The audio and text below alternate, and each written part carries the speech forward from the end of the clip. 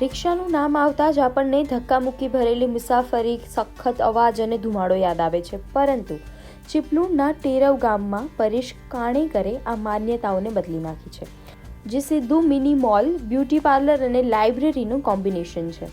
આ રિક્ષામાં આધુનિક ટેકનોલોજીનો ઉપયોગ કરવામાં આવ્યો છે. વાઈફાઈ, બ્લૂટૂથ અને મોબાઈલ ચાર્જિંગ પોઈન્ટ જેવી સુવિધાઓ અહીં ફ્રીમાં અવેલેબલ છે. पण खरेखर मजानी बात तो हवे छे. आवड म्हणे मी केलं होतं ते आणि लोकांच्या पण रिक्षा मी बघायचो सजवलेले वगैरे. तर कधीतरी असं वाटलं की आपण पण भविष्यात आपली स्वतःची गाडी असेल आणि आपण पण असं सजवू. तर हळूहळू मी ते हे केले आणि एक असाच प्रसंग झाला की फर्स्ट एड बॉक्सचा. तर आपल्या गाडीतून प्रवास करताना एखाद्याच्या म्हणजे एका प्रवाशाला म्हणजे हाताला पेन झालं होतं. तर तेव्हा फर्स्ट एड बॉक्स नसल्यामुळे मला ती थोडी माझ्या गाडीमध्ये कमी वाटली. तर मी त्यानंतर थोडा बदल केला की म्हटलं आता गाडीमध्ये आपण फर्स्ट एड बॉक्सची सेवा करू थोडक्यात.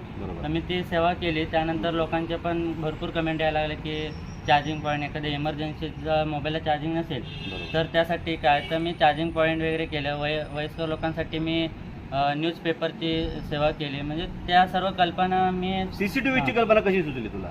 CCTV सांगायचं म्हणजे तर आपण हे आता मी एवढी मोठी गाडी सजवली, तर बाहेर जाताना कुठे जर इमर्जन्सी गाडी लावून गेलो बाहेर, तर गाडीला कोणत्या प्रकारचं म्हणजे हानी म्हणजे नुकसान होऊ नये माझं, त्यासाठी पण मी CCTV आहेत.